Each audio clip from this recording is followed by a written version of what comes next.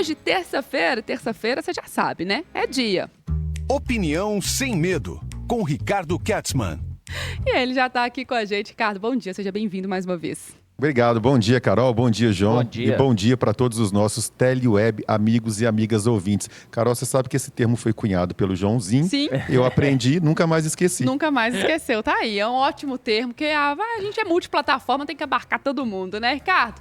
Mais um dia aqui no Opinião Sem Medo e hoje você falando sobre tributação de grandes fortunas, que para variar, aqueles temas que geram polêmicas, principalmente na rede social, até porque bastante defendido e falado pelo presidente Lula, né?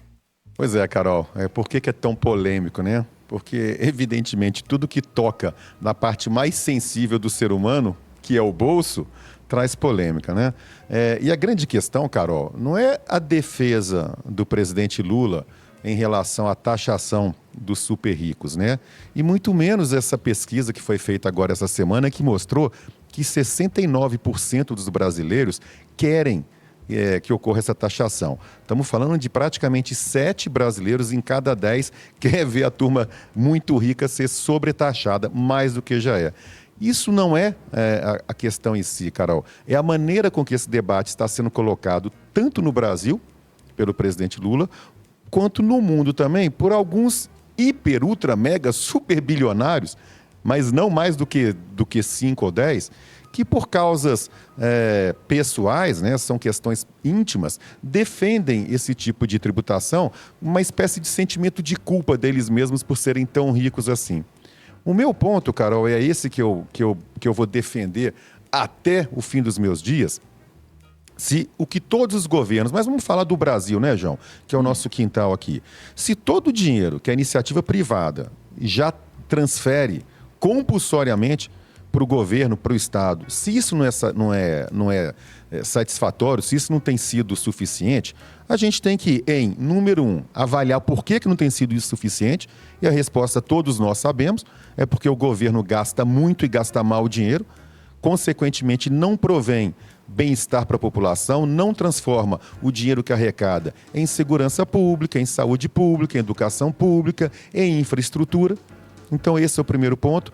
Mas o segundo, para mim, que é o principal, e aí é onde que eu faço a defesa ou o ataque, né, mais veemente às palavras do presidente Lula, é como que isso é colocado. Sempre naquela forma de dividir o país entre nós e eles.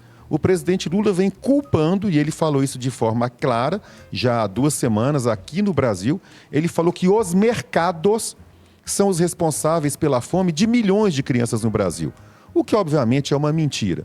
E agora, recentemente, num evento internacional da Organização Mundial do Trabalho, lá foi ele, de novo, falar que os bilionários do planeta só ficam ricos por causa da pobreza dos trabalhadores, o que é uma tremenda mentira. Quem gera pobreza no mundo não são os empresários, ao contrário, são os empresários que diminuem a pobreza no mundo.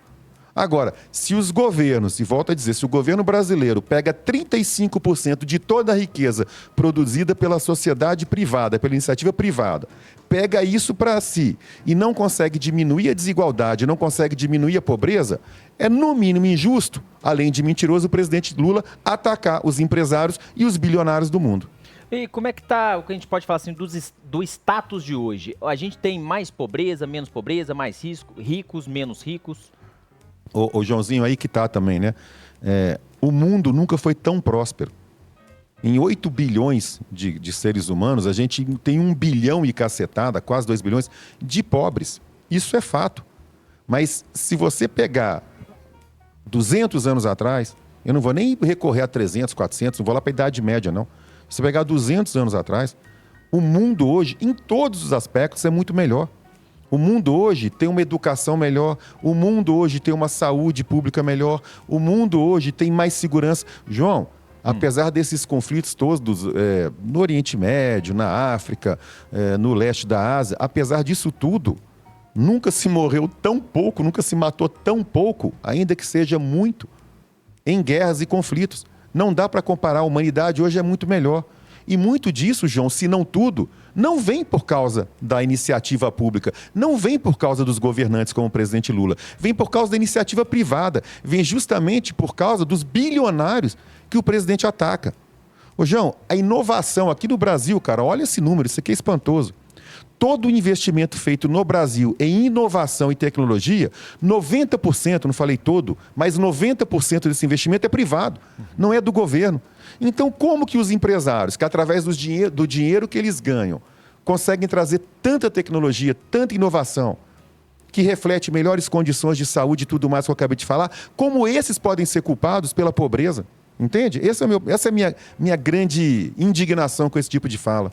Você acha que essa questão da colocação que você aponta como um problema, né, Ricardo, é mais pelo uso mesmo daquela informação para poder trabalhar com o público? A gente tem uma pesquisa, por exemplo, que mostra que a maioria é a favor da taxação, mas que não existe um debate aprofundado de como isso poderia ser feito, dos impactos que isso iria gerar, por exemplo, no Brasil? Perfeito, Clarol, porque não há o debate profundo e as declarações populistas, demagogas assodadas que o presidente faz. Carol, João, o Brasil ano passado bateu o recorde, a arrecadação federal do Brasil ano passado foi recorde. 2,3 trilhões de reais transferidos da iniciativa privada para os cofres do governo. Quem pagou esses impostos todos foram os brasileiros, foi a iniciativa privada. A gente sabe, o governo não produz nada, ele só arrecada. Além desse número, o desemprego, a taxa de desemprego atual no Brasil é uma das mais baixas da história desde a redemocratização, 7,9%. Ou seja, além de arrecadar, além de pagar impostos pra caramba, os empresários que o Lula ataca estão gerando emprego, porque está aí, a taxa de desemprego é uma das mais baixas. Ou seja, enquanto o mundo empresarial, enquanto a iniciativa privada faz a sua parte, né, com investimentos, como eu falei também, né? A relação de investimento entre o setor público e privado no Brasil é 10 vezes favorável à iniciativa privada. Então, enquanto todos os empresários, os bilionários que o presidente ataca fazem a parte dele, o governo não faz. E transforma tudo isso em declarações, como eu disse, assodadas, populistas, que faz, Carol, com que a opinião pública concorde. Ah, tem que tributar mesmo os super ricos. Mas na hora que você falar para essa opinião pública, na hora que você explicar tudo que os super ricos já fazem, e o que o governo não faz, e o risco que traz tributar esse pessoal, porque você pode ter fuga de capital, você pode ter fuga de empresas do país. Esse fenômeno ocorreu na Europa, isso não é uma novidade, isso aí não é um alarmismo. Quando você explicar para esse pessoal, talvez esse número diminua. Mas tem um alento aí, Carol. O Brasil, essa pesquisa que foi feita, ela não tem caráter científico, porque ela não teve a técnica necessária para ser medida como pesquisa, ela foi mais uma enquete. O Brasil, apesar de 70% quase da população se manifestar favorável à taxação dos super ricos, o Brasil ocupa o 8º lugar dentre os 20 países da OCDE. Ou seja, tem países por aí que querem com mais afinco tributar os grandes ricos do que o brasileiro. Deixa eu trazer os nossos ouvintes aqui para a nossa conversa, porque tem aqui, ó, o querido Ed Marques falando o seguinte: eu acho justo, tem que sim, quem tem mais tem que contribuir mais. E aí, Ricardo, ele emenda aqui, ó, uma coisa é o Estado usar melhor o dinheiro arrecadado, isso ele concorda com você, mas que os super ricos podem contribuir mais para acabar com a miséria no mundo, isso pode sim, opinião do Ed Marques, concorda? Se a opinião dele fosse real, se o mundo real corroborasse com a opinião dele, é claro que eu concordaria. O problema é que isso não acontece, João, porque quando o governo aumenta impostos... João, a gente tem hoje, como eu acabei de falar aqui, o Brasil está no topo, né? O Brasil nunca arrecadou tantos impostos assim. Isso se traduziu em melhoria para a população pobre? Isso diminuiu a desigualdade? Não, porque aí que está, João, a tributação não vai atingir as pessoas mais pobres e não vai diminuir a desigualdade, porque no meio do caminho tem esse agente que é o governo. Porque se a questão fosse só contributiva, já estaria resolvido. São 2,3 trilhões de impostos federais, eu acabei de falar. Só que essa grana toda vai para o custeio da máquina, aí você vai ver lá os 39 ministérios, aí você vai ver os super salários do executivo, do legislativo e do judiciário. Gente, toda hora a gente vê desembargador com contra-cheques acumulados, né, porque vão acumulando premiações de 800, 900 mil reais. Esse é o ponto, entende, João? Uhum. Não é pagar mais imposto para poder diminuir a pobreza, porque isso qualquer pessoa que tivesse condição financeira faria de muito bom grado. Só que não é o que ocorre. Esse dinheiro é surrupiado da iniciativa privada e não chega nos mais pobres. Fica lá em Brasília, por exemplo. É contra isso que eu me insurjo, porque senão eu estaria plenamente de acordo com esse nosso Teleweb amigo ouvinte. Olha aqui, o Assis Júnior, do bairro Providência, falou assim, essa fala do presidente não há lógica, pois um pobre um dia pode se tornar rico. E outra, porque os tributos não são investidos onde tem que ser? Desde que me conheço por gente, o presidente Lula fala da pobreza. Então, ele está falando um pouco do que você falou aqui, Ricardo. Tem mais gente aqui falando da questão da arrecadação. Cadê aqui? Deixa eu achar aqui, que agora eu me perdi aqui, ó. Não, é o de cima aqui, ó. Agora aqui, ó. O problema está nos gastos com a política e a incompetência dos administradores públicos. Não adianta recolher imposto e usá-los de forma errada. E aí aproveita, Ricardo, e lanço para você. Seria mais um imposto? Seria só mais uma forma de arrecadar com esse imposto? Seria. É aí que tá, João. Seria.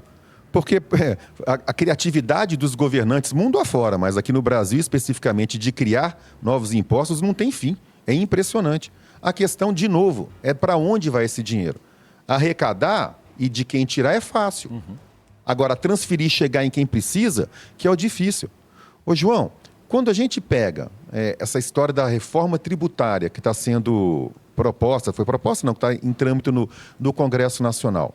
Quando você pega essa reforma tributária e vê todas as emendas, eu agora até perdi de cabeça o número, foram, se eu não me engano, mais de 500 ou 1.500 emendas ao projeto original, você só vai ver as categorias olhando para o próprio umbigo.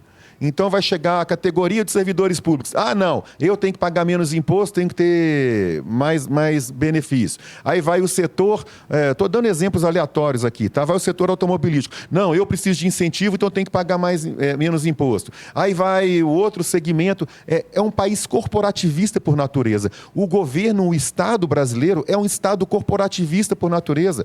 Você vê o tempo todo. João, é só você pegar os salários, a média salarial de todo o poder público, nas 3 esferas, tanto municipal, estadual, federal, assim como nos 3 poderes, legislativo, executivo e judiciário. Se você pega mesma função, tá? Não estou comparando funções diferentes, não. Do poder público com o poder privado, os salários do poder público é 2,5 vezes maior, em média, do que os trabalhadores comuns. Aí é que está a perversa transferência. Não adianta tirar da iniciativa privada e isso ficar preso no setor público, que é o que acontece historicamente nesse país. Se fosse diferente, repito, a gente não teria essa pobreza toda e qualquer empresário ou ultrabilionário seria a favor de pagar mais um imposto, porque é só isso que se trata mesmo, mais um imposto para o governo. Ô, Ricardo, você quase acertou. 458 emendas na reforma tributária. Que está em trâmite ainda, né? Sim. Você imagina depois que ela for aprovada a primeira parte dela, que simplifica os impostos, né? Reduz 5 impostos em 1, você vai ver a quantidade de novas emendas que vão surgir. Ô, Ricardo, agora o questionamento aqui também está em relação à não criação de um novo imposto para os super ricos, mas falar sobre a questão, por exemplo, do imposto de renda, que hoje uma pessoa que ganha um salário mínimo paga menos do que uma pessoa que ganha, por exemplo, 10 mil reais. Mas quem ganha 10 mil reais vai pagar o mesmo tanto de uma pessoa que ganha milhões ou bilhões. Aí joga para você. Isso está correto? Pois é. Isso aí é aquela história de uma verdade mal contada. É verdade, Carol, mas ela é mal contada. As pessoas que defendem esse tipo de situação, elas olham os valores percentuais, proporcionais. O que significa? Que a pessoa mais pobre, proporcional à renda dela, ela paga mais imposto de renda do que uma pessoa muito rica. Mas isso não tem como você impedir que aconteça. Isso é impossível, isso não é uma questão pontual, é uma questão de lógica. Porque, senão, você imagina, à medida que a pessoa fosse ficando rica, se o imposto fosse progressivo, fosse aumentando, essa pessoa nunca conseguiria ficar rica e acumular riqueza, porque o imposto também seria proporcional. Agora, quando você vai para o valor nominal, e aí é que eu sempre brigo também, me bato muito com quem defende tese contrária. Se você pegar uma pessoa que tem uma renda de um salário mínimo anual, um salário mínimo mensal, quando você multiplicar isso por 12 e ver a tributação que cai de imposto sobre ele, em cima do consumo, se você pega isso em termos nominais, eu não estou falando proporcional e percentual, e compara com uma pessoa que comprou um carro, não é um carro de luxo, não, um carro, você vai ver que essa pessoa pagou em termos nominais muito mais impostos, porque o dinheiro, efetivamente, que é o que vale, esse dinheiro é arrecadado nas camadas mais elevadas da população. Quando a gente fala de um bilionário desse aí, o bilionário proporcionalmente paga menos imposto. Gente, é claro, eu repito, isso não tem como ser diferente, mas vai ver o que este bilionário pagou em impostos pela pessoa jurídica dele e pelos produtos que ele consome, que são produtos muito caros, altamente tributados. Então é uma verdade que não é contada da maneira correta. Não é tão simples assim. Não é, Carol, e é como eu disse, é quase que um truque populista isso. O dono do banco, ele paga menos imposto que o pobre. Mentira, ele paga 1 milhão, sei lá quantas mil vezes a mais de impostos que o pobre. Mas proporcionalmente afeta muito menos a ele, obviamente. E a gente tem também, do lado de quem defende, né, a não taxação, a questão de que essa taxação poderia fazer fugir do país, por exemplo, os investimentos dessas pessoas. Mas isso ocorre, é o que eu falei, isso ocorreu claramente em alguns países europeus que seguiram por esse caminho. Carol, tem uma questão aí que é primordial, né? É natural do ser humano, do empreendedor, é natural ele querer ganhar dinheiro. Quanto mais dinheiro esse empreendedor ganha, e para ele ganhar mais dinheiro, via de regra, ele investe no próprio negócio. Investindo no próprio negócio, ele arrecada, ele contribui com mais impostos, ele gera mais emprego, ele faz circular a renda, ele investe em inovação, ele produz mais tecnologia, ele produz mais bem-estar social. É assim na história humana recente, é assim, não tem como desmentir esses fatos. Então não tem como você dizer que não é este o ciclo de prosperidade.